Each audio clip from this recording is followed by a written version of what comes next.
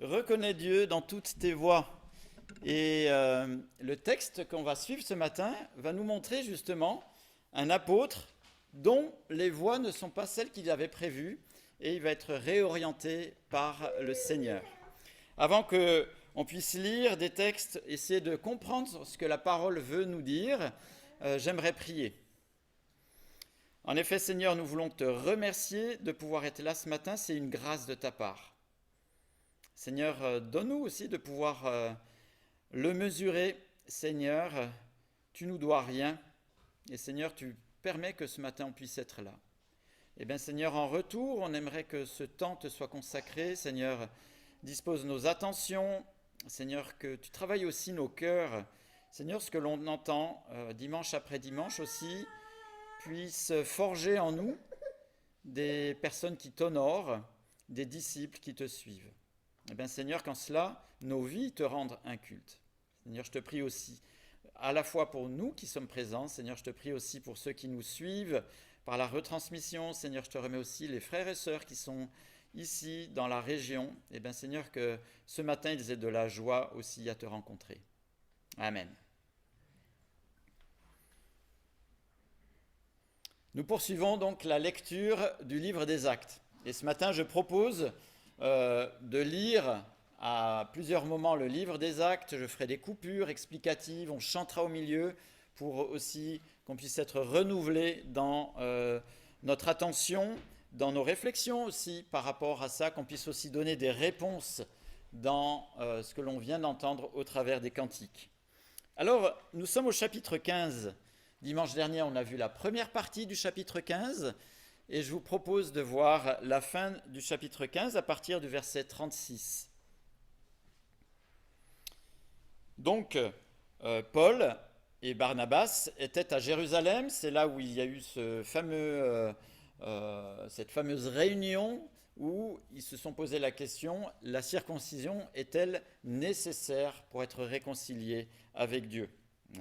Et donc là, après les délibérations, on se retrouve au verset 36. Quelques jours plus tard, Paul dit à Barnabas, « Retournons visiter nos frères et sœurs dans toutes les villes où nous avons annoncé la parole du Seigneur pour voir comment ils vont. » Barnabas voulait emmener aussi Jean, surnommé Marc. Mais Paul estimait qu'il ne fallait pas prendre avec eux celui qui les avait quittés depuis la Pamphylie et ne les avait pas accompagnés dans leurs tâches. Ce désaccord fut assez vif pour qu'ils se séparent l'un et l'autre. Barnabas prit Marc avec lui et embarqua pour l'île de Chypre. Paul choisit Silas et partit confié par les frères à la grâce du Seigneur. Il traversa la Syrie et la Cilicie en fortifiant les églises.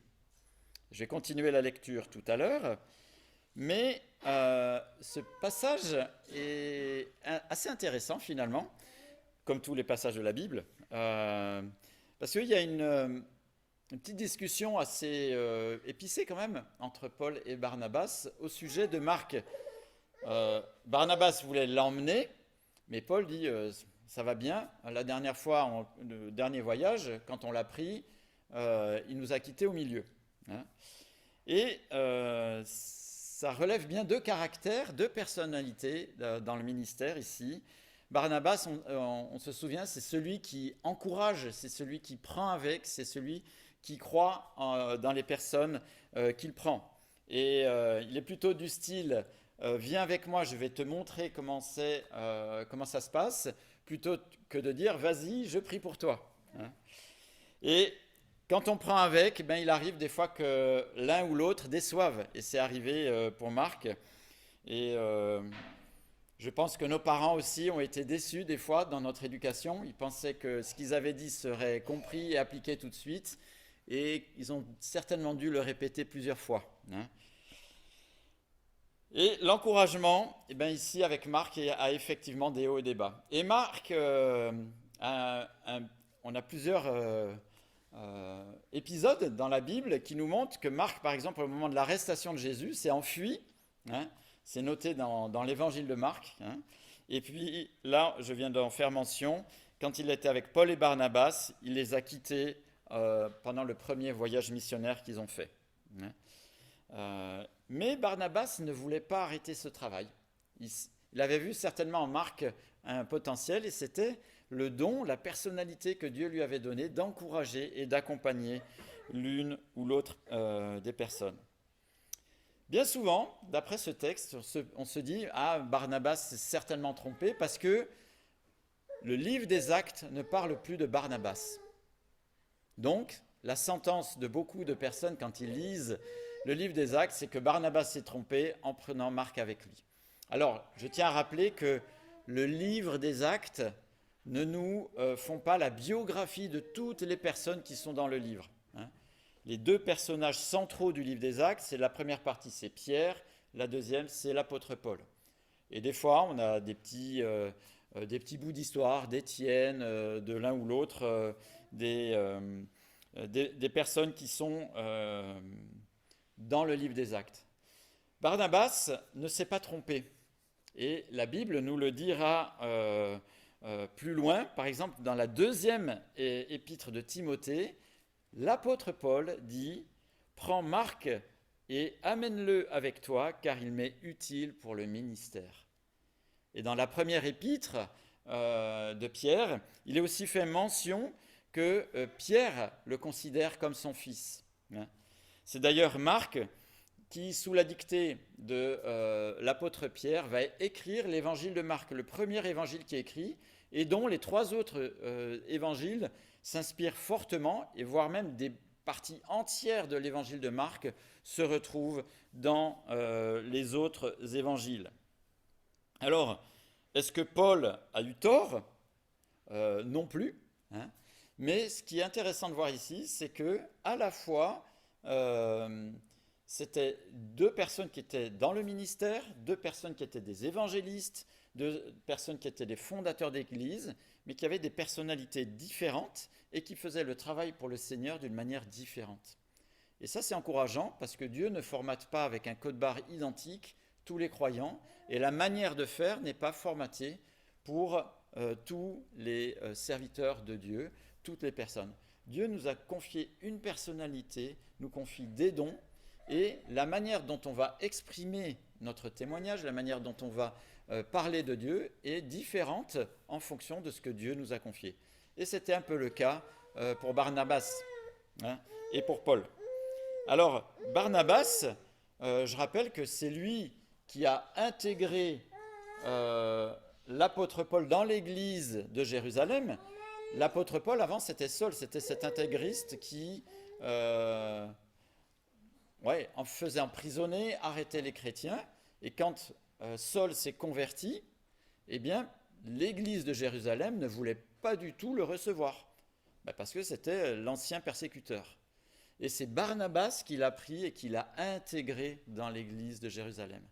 Donc le travail de Barnabas, il est quand même précieux pour nos Bibles, parce que si vous retirez tous les évangiles, si vous retirez toutes les épîtres de Paul, Nouveau Testament, il ne reste plus grand-chose.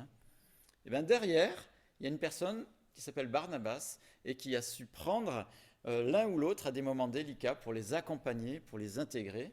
Et c'est vraiment un serviteur de Dieu qui a été puissamment utilisé par le Seigneur dans sa main pour pouvoir intégrer l'un ou l'autre serviteur de Dieu. Alors on connaît Paul, on connaît Marc qui l'a intégré, peut-être y en a-t-il eu d'autres, mais dont on n'a pas connaissance.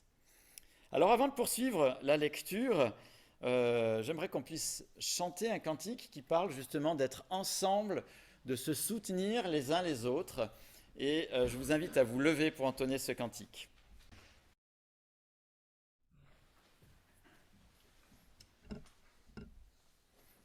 Nous allons poursuivre la lecture au chapitre 16, et où on va suivre justement ce deuxième voyage de l'apôtre Paul, le début de ce voyage. Il se rendit ensuite à Derbe et à Lystre. Il y avait là un disciple appelé Timothée, fils d'une femme juive croyante et d'un père grec. Les frères de Lystre et d'Iconium rendaient un bon témoignage de lui.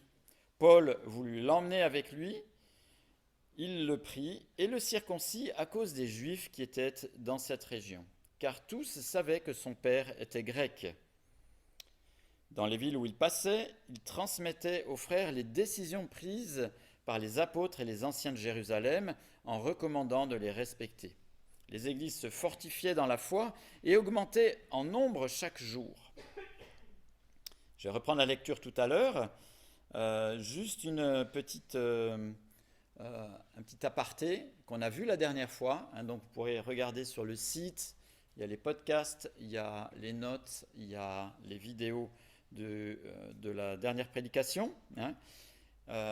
Au début du chapitre 15, il y avait cette question, est-ce que la circoncision est nécessaire pour le salut? Et la conclusion, c'est non.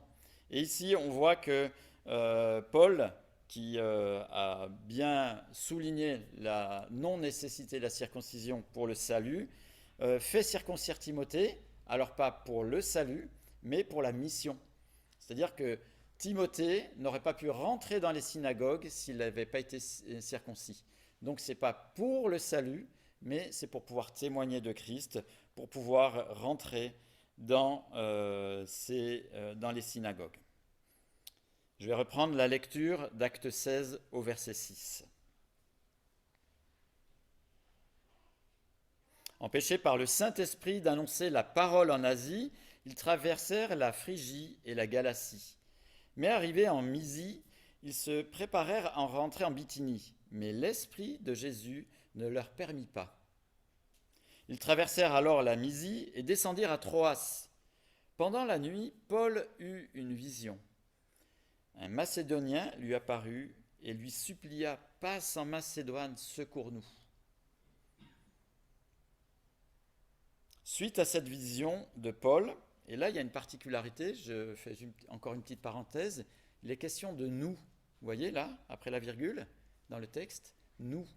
Eh bien c'est Luc qui est écrit le livre des Actes, qui est maintenant intégré dans cette équipe. C'est plus quelqu'un qui a uniquement fait des travaux de prendre les informations sous l'inspiration de l'Esprit pour pouvoir écrire l'évangile de Luc et les Actes, mais là, c'est vraiment l'auteur avec ce qu'il a vécu avec l'équipe.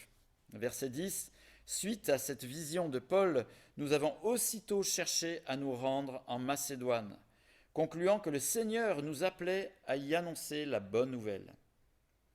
Après avoir embarqué à Troas, nous avons fait voile directement vers Samothrace et le lendemain vers Néapolis.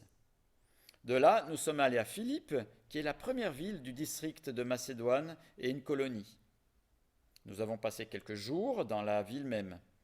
Le jour du sabbat, nous nous sommes rendus à l'extérieur de la ville, au bord d'une rivière, où nous pensions trouver un lieu de prière. Nous sommes assis et avons parlé aux femmes qui étaient réunies.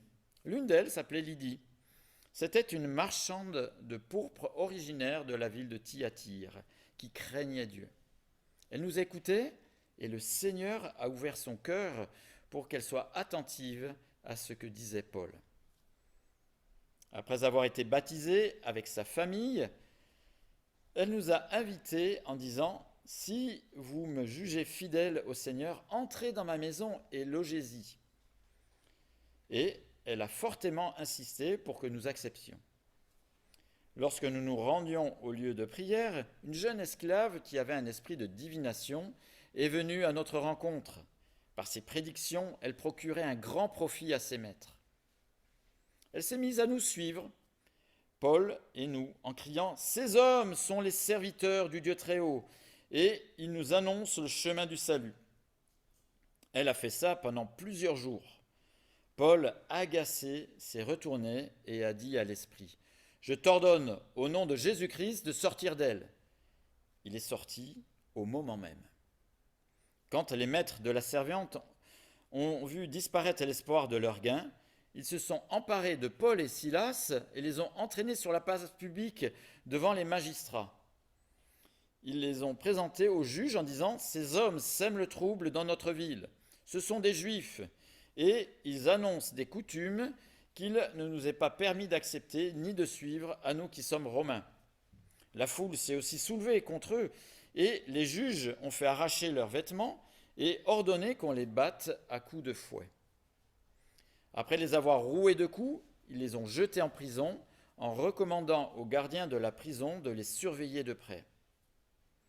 Face à une telle consigne, le gardien les a jetés dans la prison intérieure et a emprisonné leurs pieds dans des entraves.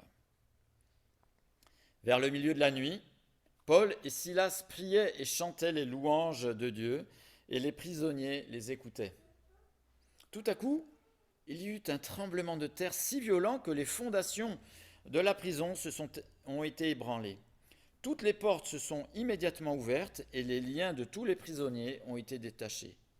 Lorsque le gardien de la prison s'est réveillé et a vu les portes de la prison ouvertes, il a tiré son épée, prête à se tuer, car il croyait que les prisonniers s'étaient enfuis. Mais Paul a crié d'une voix forte « Ne te fais pas de mal, car nous sommes tous ici !» Alors le gardien a demandé de la lumière, est rentré précipitamment et s'est jeté tout tremblant aux pieds de Paul et de Silas. Il les a fait sortir et a dit « Seigneur, que faut-il que je fasse pour être sauvé ?» Paul et Silas ont répondu « Crois au Seigneur Jésus-Christ et tu seras sauvé, toi et ta famille. » Et ils ont annoncé la parole du Seigneur ainsi qu'à tous ceux qui étaient dans sa maison. À cette heure-là de la nuit, le gardien les a emmenés pour laver leurs plaies. Il a immédiatement été baptisé, lui et tous les siens. Après les avoir conduits chez lui, il leur a servi à manger. Il se réjouissait avec toute sa famille d'avoir cru en Dieu. Quand il a fait jour, les juges ont envoyé leurs agents dire au gardien de la prison « Relâchez ces hommes !» Le gardien a rapporté ces paroles à Paul. « Les juges ont fait dire de vous relâcher. Sortez donc maintenant et partez dans la paix. » Mais Paul a dit aux agents, « Après nous avoir fait battre en public et sans jugement, alors que nous sommes romains, ils nous ont jetés en prison, et maintenant ils nous feraient sortir en secret ? Il n'en est pas question, qu'ils viennent eux-mêmes nous remettre en liberté. » Les agents ont rapporté ces paroles aux juges, qui ont été effrayés en apprenant que Paul et Silas étaient romains. Ils sont venus présenter des excuses et les ont libérés en leur demandant de quitter la ville. Une fois sortis de prison, ils sont entrés chez Lydie et après avoir vu et encouragé les frères et sœurs, ils sont partis.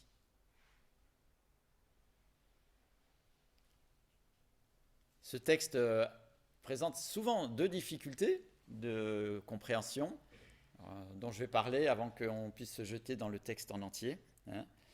La première difficulté, c'est est-ce que le salut du chef de famille, ici le geôlier, implique que toute la famille soit sauvée, avec ce verset connu que lui et toute sa de Paul. Et l'autre difficulté, qui est souvent aussi débattue, c'est que c'est le Seigneur qui ouvre le cœur de Lydie. Qu'est-ce que cela veut dire ? Alors, pour Lydie, c'est très simple. On a eu l'occasion le 19 septembre d'avoir une prédication qui parlait de ça, avec Régis Berdoula, et vous la retrouvez, la prédication du 19 septembre, sur le site de l'Assemblée. Mais ce que j'aimerais dire en résumé, c'est que tout homme a besoin de l'éclairage de Dieu pour comprendre les choses qui viennent de lui. Et c'est ce que Dieu a fait, ce travail dans le cœur, ce travail préparatoire qu'il a fait dans le cœur de Lydie, pour qu'elle puisse comprendre l'œuvre que Dieu a fait au travers de Jésus. Et c'est le travail du Saint-Esprit de nous éclairer, nous faire comprendre notre perdition et notre besoin de Christ, qui appelle à une décision personnelle de notre part. Et c'est le travail du Saint-Esprit. Il nous convaincra de justice et de jugement. L'autre question est d'importance. Est-ce que le fait que le chef de famille, si le geôlier, s'il croit au Seigneur Jésus, impliquerait que toute la famille soit sauvée ? Et c'est une question importante, parce que forcément, dans des familles, des fois on peut être troublé que l'un ou l'autre de nos enfants ne suivent pas Christ, alors que le verset avec le geôlier semble indiquer que forcément toute la famille est concernée par le salut. Et c'est légitime d'être préoccupé par le salut de nos enfants. Ou bien il y en a d'autres qui sont convaincus que si je crois, forcément, tous les enfants de la famille vont croire parce que c'est le verset dans les Actes en parle. Hein.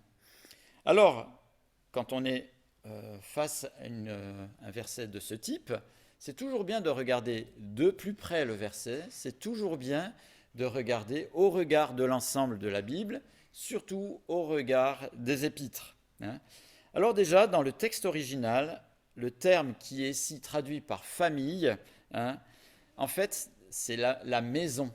Hein, toi et ta maison. Hein. Et la maisonnée à l'époque, une maisonnée romaine, n'impliquait pas forcément qu'on parle que des enfants. Ça pouvait être les grands-parents, ça pouvait être des frères et sœurs, mais ça pouvait être aussi les esclaves, les domestiques qui étaient dans la maisonnée, hein, les serviteurs. Et donc, est-ce qu'ici il est question de la parenté ou est-ce qu'il est question des serviteurs ou des esclaves qui étaient avec le geôlier? On ne sait pas, hein, ce n'est pas détaillé. Et si c'est cette parenté, est-ce que cette parenté c'est des grands-parents, des frères et sœurs ou est-ce que c'est des enfants? Et parmi les enfants, est-ce que c'est des tout petits? Est-ce que c'est des ados? La Bible ne nous dit rien. Et en général, quand la Bible ne précise pas, il est urgent de ne pas tirer de projection, de théologie, de croyance, quand le texte n'est pas hyper précis. Hein. Et peut-être éviter de faire projection sur les enfants et sur nos enfants. Hein. L'idée de ce passage que nous venons de lire, c'est que l'invitation au salut, elle est donnée pas uniquement aux geôliers, mais elle est donnée à tous ceux qui étaient présents dans la maisonnée. Hein. Et on voit que cet écho a été entendu, vu qu'il est dit que toute la maisonnée aussi a été baptisée et qu'il a ensuite parlé à tous ceux qui étaient là, ici. Donc, ce texte-là, comme beaucoup d'autres textes, quand c'est des textes qui racontent une histoire, quand c'est des textes narratifs, on ne fait jamais de théologie, de principe par rapport à un texte narratif. Je prends un exemple.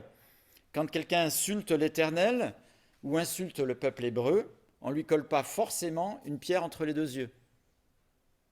C'est ce que David a fait avec Goliath. On ne va pas tirer la conclusion, c'était particulier pour David et Goliath, quand quelqu'un insulte l'Éternel ou le peuple hébreu, on ne lui colle pas à chaque fois une pierre entre les deux yeux. Hein. On comprend bien que c'était spécifique à David et Goliath. C'est une histoire qui nous est racontée. Il y a beaucoup d'enseignements par rapport à ce texte-là, mais on ne va pas faire un principe à chaque fois que quelqu'un dénonce l'Éternel ou le peuple hébreu, on ne va pas l'oxyre. Hein. Et exactement ici, c'est un texte qui raconte une histoire et il faut toujours voir si ça s'applique à nos vies au regard des épîtres et au regard des paroles de Jésus. Et pour le sujet, l'épître aux Romains nous dit clairement que la réponse à l'invitation du salut, elle est très claire. Romains 10, verset 9. Si tu confesses de ta bouche le Seigneur Jésus, si tu crois dans ton cœur que Dieu l'a ressuscité des morts, tu seras sauvé. Une réponse personnelle. Donc, jamais quelqu'un dans la famille ne sauve l'ensemble de sa famille. Bien évidemment, j'espère que la foi de l'un ou l'autre a un écho, justement, de témoignage et a aussi des bénédictions qui tombent sur la famille, c'est évident, mais la réponse au salut, c'est toujours une réponse personnelle. On n'est jamais sauvé à notre corps défendant, c'est toujours une décision personnelle que Dieu attend de notre part. Avant de poursuivre dans ce que ce texte souligne, j'aimerais qu'on chante encore un autre cantique. « Tu connais mon chemin ». Et je vous invite à vous lever.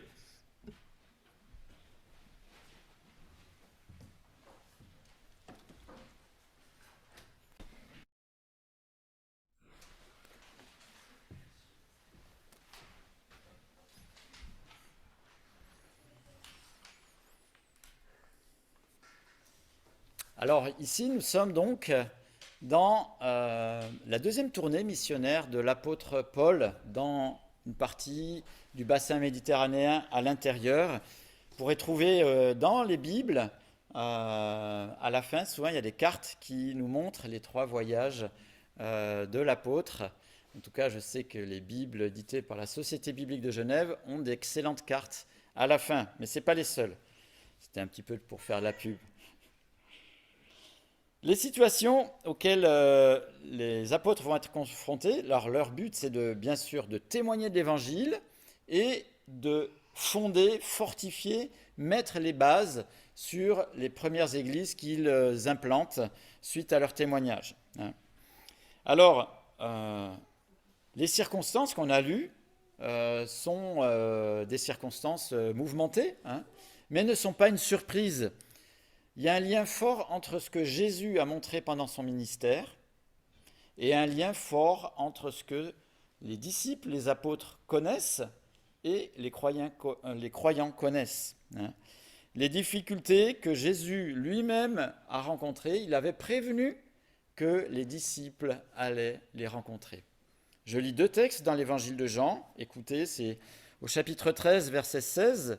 « En vérité, je vous le dis, le serviteur n'est pas plus grand que son Seigneur, ni l'apôtre plus grand que celui qui l'a envoyé. » Et au chapitre 15, le verset 20, « Souvenez-vous de la parole que je vous ai dite. Le serviteur n'est pas plus grand que son maître. S'ils m'ont persécuté, ils vous persécuteront aussi. S'ils ont gardé ma parole, ils garderont aussi la vôtre. » Et il y a un lien fort entre le ministère de Jésus, ce que Jésus a connu, et ce que les disciples, les apôtres connaissent, et ce que nous aussi, nous pouvons aussi connaître. On voit que Jésus cultivait ce lien avec le Père et que son ministère était aussi accompli avec l'aide de l'Esprit. On a vu que Jésus vivait son ministère avec une équipe de disciples. Alors on connaît les 12, mais des fois ils étaient plus nombreux, des fois moins nombreux, suivant les circonstances. On sait que Jésus a rencontré de l'hostilité, de l'injustice, mais on sait aussi que le résultat de ce ministère a été d'une bénédiction extraordinaire pour toute l'histoire de l'humanité, pour des foules d'hommes et de femmes. Et quand on regarde ici la description justement du ministère qu'a eu ici Silas, Paul, Timothée et Luc, eh bien on retrouve les mêmes marqueurs. On voit que à la fois leur mission est sous le contrôle de l'esprit, on va y revenir. On voit que Paul ne travaille pas tout seul, mais il travaille en équipe toujours. Effectivement, ils rencontrent eux aussi de l'injustice et de l'hostilité, mais derrière, il y a des fruits qui sont extraordinaires. On voit Lydie qui se tourne à Christ, et il y a quelque chose de très beau avec Lydie, c'est que c'est la première croyante en Europe à se tourner, dont il nous est fait mention, à se tourner vers notre Seigneur Jésus-Christ. Donc pour nous, ça a un petit écho quand même particulier, c'est, on pourrait dire, comme une porte qui s'ouvre. C'est la première dont il est fait mention. Et puis, le geôlier, sa famille, son cercle de connaissances aussi est touché dans ce chapitre par l'Évangile. Et donc, il y a beaucoup de relations entre ce que Jésus a vécu et comme il a dit, vous vivrez aussi la même chose. La première chose qu'on voit, c'est que l'ensemble du livre des Actes, certains même disent, on aurait pu dire, le livre des Actes du Saint-Esprit, tellement il est au contrôle, tellement il est présent dans le livre des Actes. Et on voit qu'ici qu'il est impliqué justement dans la diffusion de l'Évangile. Et ici, il va se manifester de 2 manières. Jésus avait prévenu que l'Esprit les conduirait dans toute la vérité. Alors la vérité, pour bien sûr croire, mais ici on voit une déclinaison toute pratique. À un moment, il va leur dire « Non, n'allez pas ici », et puis un petit peu plus tard, allez rejoindre les Macédoniens au travers d'une vision. Et c'est intéressant de voir comment cette équipe missionnaire, elle était disposée pour le Seigneur, elle était en mouvement, mais c'est le Seigneur qui les a guidés au bon endroit pour répondre à des besoins spécifiques à ce moment-là. Ça ne veut pas dire qu'il délaissait l'autre côté, hein, et d'ailleurs il sera rejoint par l'Évangile à un autre moment, mais l'urgence semblait être, le Saint-Esprit le savait, en Macédoine. Et on a pas mal de témoignages de personnes qui pensaient que c'était dans ce sens qu'il fallait faire le ministère, et puis finalement, Dieu les a conduits à autre chose. Livingstone, qui a essayé d'aller en Chine, a été un très grand missionnaire en Afrique. Carré, qui avait des plans pour la Polynésie, a été un des plus grands missionnaires en Inde. Mes parents étaient à Bordeaux en attendant de partir en Afrique. Et ils ont fait tout leur ministère à Bordeaux. Nous-mêmes, il y a quelques années, on était très bien dans le pays de Montbéliard, dans notre grande assemblée, avec tous nos amis. Et le Seigneur nous a mis à cœur de venir ici. Donc, Dieu peut nous conduire à des moments particuliers et il attend justement qu'on puisse se réjouir de ces réorientations et qu'on puisse être aussi dans son timing, parce que Dieu sait bien mieux que nous ce qui est bon et au bon moment.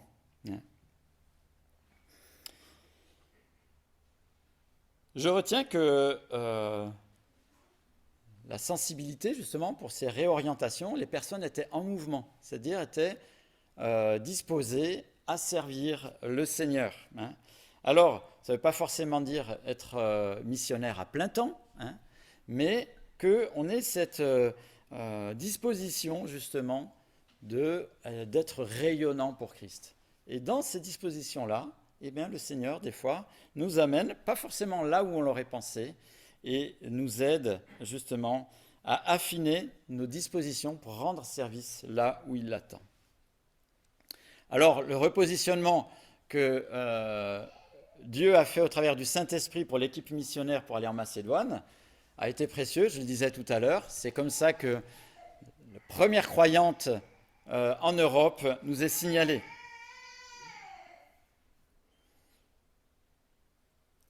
Le deuxième point que j'aimerais souligner, je vais commencer par une illustration. Dimanche dernier, je vais l'avouer devant vous, vous allez peut-être me lapider après, je ne sais pas. Mais en milieu d'après-midi, j'ai allumé la télé, j'ai regardé la fin du championnat du monde cycliste. Et, chose étonnante, Julien Alaphilippe a gagné une deuxième fois la course en ligne et est champion du monde. On pourrait dire, il est très fort le garçon, et ainsi de suite, etc. Ce qui était intéressant de noter, c'est que tous les observateurs, les commentateurs, même lui, a dit, si j'ai pu gagner, c'est parce qu'il y avait toute l'équipe qui a été avec moi. Et en fait, ils ont fatigué tous les autres coureurs pendant toute la course. Et lui, il était encore frais. Et sur la fin, il est parti. Et en fait, c'était une victoire. C'est un maillot qu'il va porter d'une manière personnelle, mais c'est une victoire qui est une victoire d'équipe. Si je dis ça, c'est pas pour que vous projetiez ce que je vais regarder cet après-midi, mais pour dire que ici, dans le texte, c'est toujours un travail d'équipe dont il est fait mention. Premier voyage, ils étaient 3, à la fin ils étaient plus que 2, mais ici il y a une équipe qui est en place avec Paul, Silas, Timothée et Luc. Et une équipe avec, on pourrait dire, elle est peut-être homogène, mais avec quand même certaines différences. Parce que Timothée, finalement, très jeune quand il est pris dans cette équipe.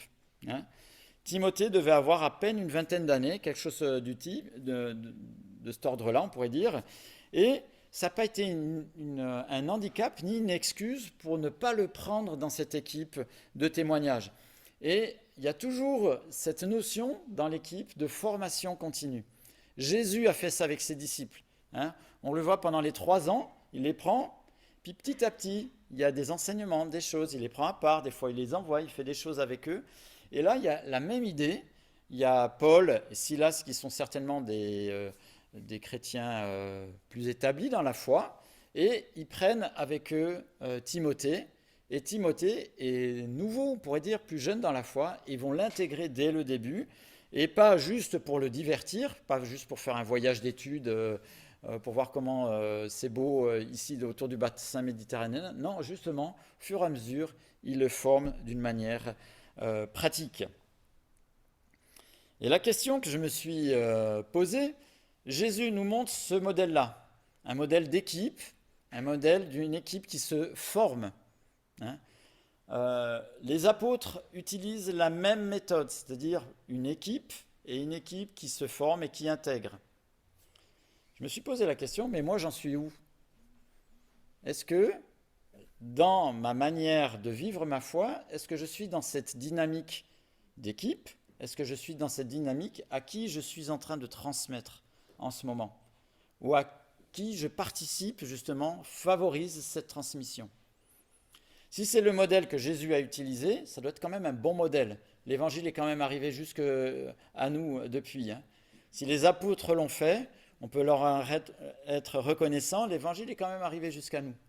Et nous, où nous en sommes par rapport à ce sujet? Où on en est par rapport à passage de témoin, idée d'équipe, dans notre relation justement pour partager l'évangile. L'avant-dernier point que j'aimerais aborder, c'est rien de dire que Jésus, dans son ministère, a rencontré des difficultés, hein, de l'opposition. Cette opposition est allée jusqu'à la croix. Hein. Et en même temps, c'est rien de dire que les apôtres ont aussi rencontré de l'opposition, et des fois c'était sévère, et tous les disciples, tous les apôtres vont mourir martyrs, sauf un. Alors, Jésus a rencontré de l'opposition, et on voit que cette opposition, elle est de différents types. Déjà, de la part de l'ennemi de Dieu. Si l'ennemi de Dieu arrivait à anéantir l'œuvre de Christ, eh bien, c'était plié pour l'humanité. Il n'y aurait plus jamais eu de moyen de salut. Donc, le ministère de Jésus est un moment un petit peu, il y a un paroxysme de la confrontation entre l'œuvre de Dieu et le monde occulte. C'est d'ailleurs pour ça qu'on retrouve beaucoup dans les évangiles cette confrontation avec le monde occulte. Il y a une recrudescence justement avec les démons. Satan essaye aussi de faire changer Jésus des plans que le Père lui avait donnés. Même si les disciples, même si les apôtres n'ont pas le ministère de Jésus, hein, il a indiqué qu'il en serait de même. Le serviteur n'est pas plus grand que le maître. Si ils m'ont persécuté, ils vous persécuteront aussi. Et donc, on voit ici la persécution qui touche à nouveau l'apôtre Paul et qui touche aussi Silas. Mais dans ces difficultés, et quand nous aussi on est confrontés à ces difficultés, ne nous trompons pas de cible. La cible, c'est pas ces Macédoniens qui sont pas très gentils. La cible, c'est pas la ville de Philippe qui est impossible à l'évangile. Hein. L'épître aux Éphésiens nous dit, au chapitre 6 et verset 12, « Car nous n'avons pas à lutter contre la chair et le sang, mais contre les dominations, contre les autorités, contre les princes de ce monde des ténèbres, contre les esprits méchants dans les lieux célestes. » L'opposition se décline dans une lutte entre ce que l'ennemi de Dieu ne veut pas et la lumière de l'Évangile. Alors, l'opposition occulte, elle s'est manifestée d'une manière évidente durant le ministère de Jésus, un peu moins forte, on le voit ici quand même dans le livre des Actes, hein, mais elle est toujours active, hein, elle est toujours active, même si Christ a remporté la victoire à la croix, avant le rétablissement de toutes choses, cette opposition occulte est active. Je tiens à rappeler que Satan et les démons ne sont pas omniprésents et omniscients. Hein. Ils n'ont pas les capacités de Dieu dans ce domaine-là. Donc, on peut être confronté à des oppositions occultes. Des oppositions directes, des personnes qui font du mal. Et là, Paul et Silas, ils ont été roués de coups, hein, quand même, et jetés en prison, l'un et l'autre, hein. Mais ces personnes, si elles le font, c'est parce qu'elles sont sous l'influence de l'esprit de ce monde. Et puis, l'autre opposition qui nous est commune à tous, c'est notre déchéance, c'est la déchéance de notre planète qui fait que, déjà nous-mêmes, on n'est pas toujours comme on désirerait l'être. Il y a la pénibilité de la vie, la maladie, la terre dégradée, les catastrophes, l'homme limité et le côté perfectible de chacun d'entre nous.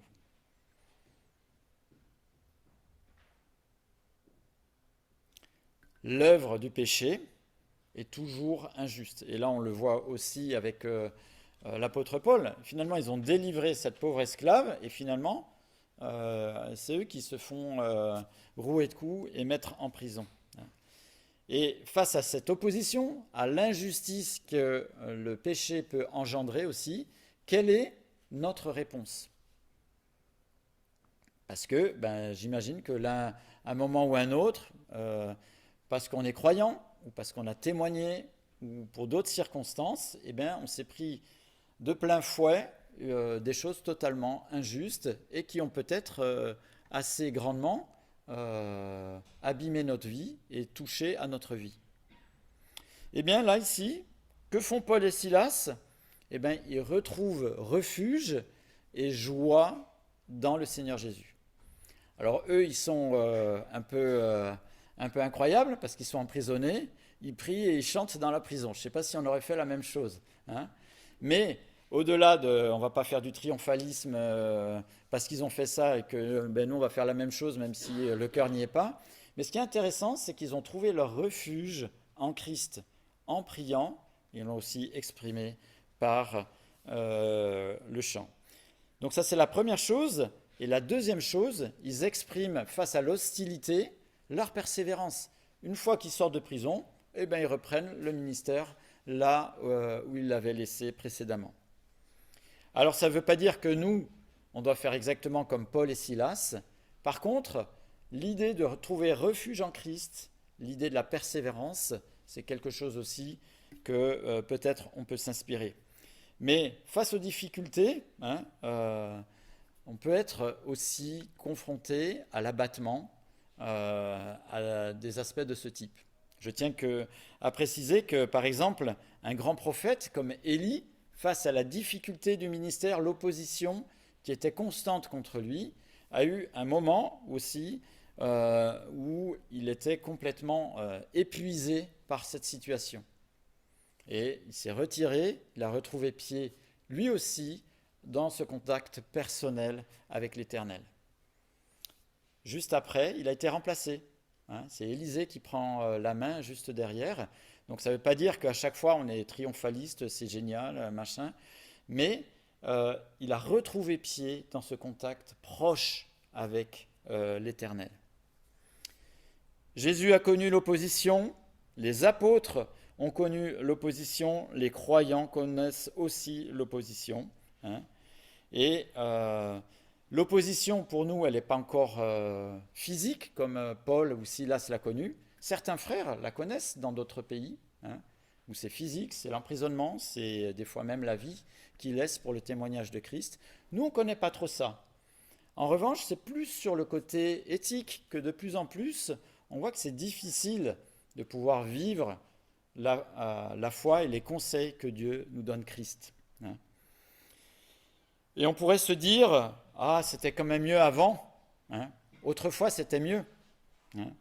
Et il y avait au moins des valeurs religieuses à l'époque dans notre société et ainsi de suite. Mais là encore, ne nous trompons pas d'ennemi. Autrefois, l'ennemi de Christ était tout aussi actif que maintenant, mais d'une manière différente. Et juste, quand on dit c'était bien mieux avant, je rappelle juste qu'il y a juste 2 guerres mondiales avant. Donc, c'était pas aussi bien que ça avant.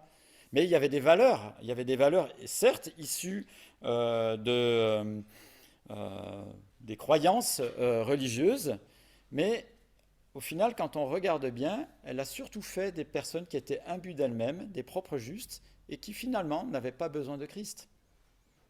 Parce qu'elles étaient bien éduquées, elles faisaient tout bien, et donc finalement, elles n'avaient pas besoin de Christ.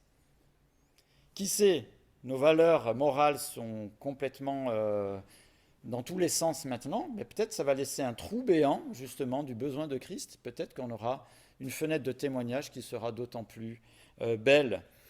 L'ennemi est exactement le même avant que maintenant. Sa manière d'agir est tout aussi perfide avant que maintenant. Ne nous trompons pas d'ennemi et ne nous trompons pas de message. Le seul message qui va, c'est pas de militer pour des valeurs éthiques, mais c'est de militer pour Christ. Dernière remarque que je fais sur ce texte, c'est que les lois ne sont pas à sens unique, toujours contre les croyants. Et ici, on a un bel exemple que Paul fait valoir les lois. Alors Paul, il était binational, il était à la fois juif et romain, et ça ne se faisait surtout pas de prendre un citoyen romain en public et d'exercer un châtiment sans qu'il ait été jugé. Je rappelle que l'Empire romain, c'est peut-être les 2/3 ou les 3/4, c'est que des esclaves. Finalement, il n'y a plus qu'un tiers ou un quart de Romains. Et les Romains avaient un statut, un prestige que tous les autres n'avaient pas. Donc c'était humiliant de faire battre un citoyen romain au milieu de la populace, on pourrait dire. Il devait être jugé. Et là, ils ne l'ont pas fait. C'est pour ça que les juges sont terrorisés d'avoir fait ça à un citoyen romain, parce qu'ils auraient pu certainement perdre leur qualification de juge. Mais ce qui est intéressant ici, c'est que l'apôtre Paul a fait valoir les lois qui sont les lois du pays. Et plus loin, dans l'épître qu'il écrira au chapitre 13, s'il nous dit de respecter les lois sur le plan légal, sur le plan fiscal, mais ce n'est pas juste dans un sens de soumission, mais c'est aussi dans un sens de les faire respecter comme tout un chacun. Et là, on a un bon exemple qui nous est donné ici.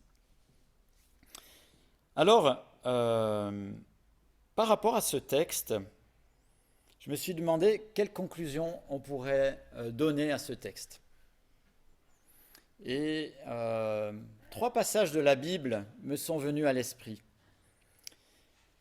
Le premier qui m'est venu, c'est celui-là. Je lis d'abord le verset, puis après je vous donnerai la référence. « N'aie pas peur, petit troupeau, car votre Père a trouvé bon de vous donner le royaume. » N'aie pas peur, petit troupeau, car votre Père a trouvé bon de vous donner le royaume. Alors, vous pouvez le chercher, c'est dans Luc chapitre 12, verset 32. Le contexte de ce verset, les phrases qui sont juste avant, sont très très intéressantes. Verset 29, « Et vous, ne cherchez pas ce que vous mangerez, ni ce que vous boirez, et ne soyez pas inquiets. En effet, tout cela, ce sont les membres des autres peuples du monde qui les recherchent. Votre Père sait que vous en avez besoin. Recherchez plutôt le royaume de Dieu, et tout cela vous sera donné en plus. N'aie pas peur, petit troupeau, car votre Père a trouvé bon de vous donner le royaume. » Je pense que c'est un texte à méditer cette semaine. C'est-à-dire qu'on aime ce verset, oui, le Seigneur nous donne le royaume, mais je trouve qu'il est d'une actualité pour nous occidentaux, où les soucis de la vie, de comment on va faire, tout ça, prennent le dessus, au lieu d'être focalisés sur l'essentiel, de rechercher le royaume de Dieu. Un autre texte m'est venu, qui se trouve dans la 2e épître à Timothée, qu'on découvre aujourd'hui, dans le passage du livre des Actes, chapitre 2. « Toi donc, mon enfant, fortifie-toi dans la grâce qui est en Jésus-Christ. Ce que tu as entendu de moi en présence de nombreux témoins, confie-le à des personnes fidèles qui soient capables de l'enseigner aussi à d'autres. » Ce passage de témoin continue. Souffre avec moi comme un bon soldat de Jésus-Christ. Aucun soldat en service ne s'embarrasse des affaires de la vie courante s'il veut plaire à celui qui l'a recruté. Un athlète n'est pas couronné s'il n'a pas lutté en respectant les règles. Le cultivateur qui travaille dur doit être le premier à récolter les fruits.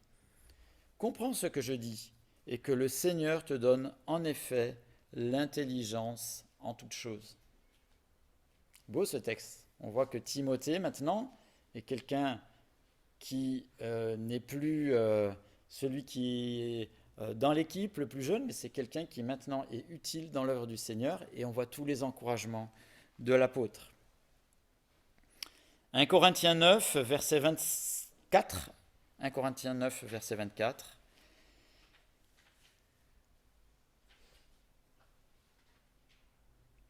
Ne savez-vous pas que les concurrents dans le stade courent tous, mais qu'un seul remporte le prix? Courez de manière à remporter le prix. Tous les athlètes s'imposent toutes sortes de privations, et ils le font pour obtenir une couronne qui va se détruire. Mais nous, c'est pour une couronne indestructible. Moi donc, je cours, mais pas comme à l'aventure. Je boxe, mais non pour battre l'air. Au contraire, je traite durement mon corps et je le discipline de peur d'être moi-même disqualifié après avoir prêché aux autres. On voit tout l'investissement de l'apôtre Paul vers cet objectif. Il ne s'est pas trompé d'objectif, il ne s'est pas trompé d'ennemi. Et il avait à cœur d'être ce témoin pour Christ. Alors ce n'était pas juste pour l'apôtre, ça me concerne, ça nous concerne, nous aussi. Je vais prier avant qu'on ait un cantique qui est un cantique assez engageant, qui est une sorte de réponse justement par rapport à ces sujets. Seigneur, encore merci pour ta parole ce matin, que tu nous fasses la grâce de pouvoir y réfléchir à la suite de ce que tu nous soulignes ici dans ce texte. Seigneur, que cette réflexion imprègne nos pensées, influe nos décisions. Seigneur, fais-nous aussi la grâce d'être sensibles à la manière dont tu veux diriger nos vies. Tu l'as fait pour ces grands apôtres et tu le fais aussi pour nous. Seigneur, que tu nous y rendes sensibles et que dans ta grâce aussi on y réponde. Seigneur, peut-être que tu soulignes des choses et que finalement on n'y répond pas ou on éteint ce que tu nous soulignes. Seigneur, merci encore de la manière vivante, active, féconde dont tu veux agir dans nos vies. Et Seigneur, que tu nous fasses aussi la grâce de pouvoir être rayonnant de toi. Seigneur, tu vois combien l'esprit de ce monde enferme, muselle, Seigneur, tant de personnes qui ont besoin de te rencontrer. Et bien Seigneur, que parce que tu nous permets de faire, on puisse apporter ta lumière et aussi être des exemples de toi. Amen.